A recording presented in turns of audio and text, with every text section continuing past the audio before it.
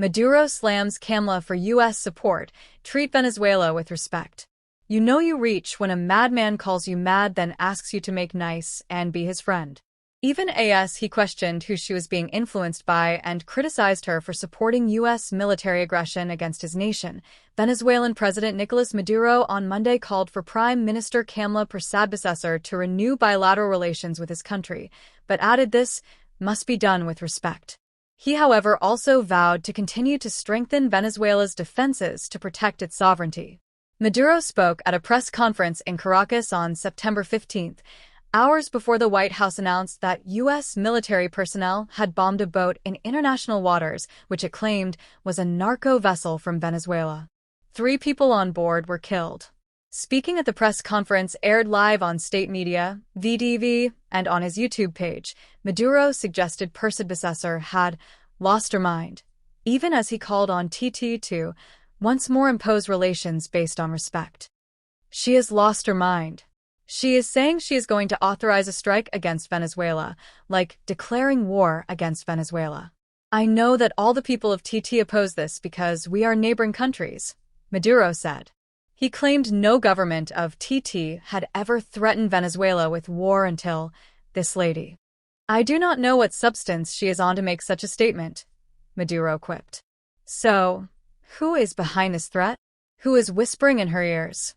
He asked before pointing fingers at U.S. Secretary of State Marco Rubio, whom he referred to as the Lord of Death and War.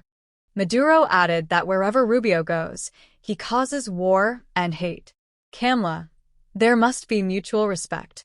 In response to a query sent by Newsday following Maduro's press conference, Persad Bissessar said via a WhatsApp message that this country had always had good and strong relations with the Venezuelan people and will continue to do so. She continued, I am not concerned about their comments because the U.S. has never requested any access to our territory for any military action against Venezuela.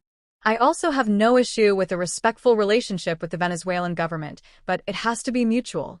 That can start today with them accepting the repatriation of some of their people. For over 2 months, they've stalled the repatriation of about 200 criminal migrants imprisoned in TT. I would also tell them to make an effort to counter the drugs, arms, and human trafficking that is occurring across the Gulf of Paria, which is fueling bloody gang violence here. These are good items to start with in order to improve our relationship and maintain long-term peaceful ties. Last week, Persad Bissessar, also via WhatsApp, revealed her government's plan to deport about 200 Venezuelan nationals incarcerated in TT prisons. In supporting U.S. military action against Venezuelan arms and drug smugglers as well as human trafficking, after the U.S. bombed a vessel it said was smuggling narcotics to the U.S., Persad Bissessar said on September 2nd, I have no sympathy for traffickers. The U.S. military should kill them all violently. 11 people were killed in that bombing. Venezuela insists this military exercise in the U.S. in the Caribbean Sea is not about fighting narco-trafficking, but is about regime change. The once close ties with Maduro. At the press conference, Maduro spoke of the deep and close cultural, historical, and economic ties his country shared that TT for decades.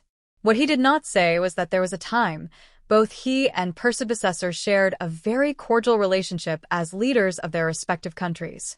In 2013, in her first stint as Prime Minister, 2010 to 2015, Persad Bissessar welcomed Maduro with open arms for the 34th meeting of CARICOM heads of government in Port of Spain.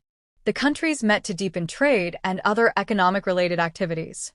On Facebook, in an account in the Prime Minister's name, several photos can be seen with both Persad Bissessar and Maduro smiling and chatting during the CARICOM summit at the Trinidad Hilton. Maduro gave Persad Bissessar a gift of a photo of his predecessor, the late Hugo Chavez. Then in 2015, at the 7th Summit of the Americas in Panama, Persad Bissessar threw her support behind Venezuela, telling that summit, therefore, what I advocate, President Maduro, is that we collectively raise our voices again, and individually as nations in the region that we raise our voices against this executive order, which you reminded me that there was once such an executive order, which was then followed by invasion. As then opposition leader, even as the then PNM government was trying to get the Dragon gas deal over the finish line, Persad Bissessar's stance towards Maduro and his government changed. She instead threw her support behind then Venezuelan opposition leader Juan Guaido, who declared himself president after disputed elections in Venezuela. This anti-Maduro position remained even after Persad Bissessar returned to power on April 28.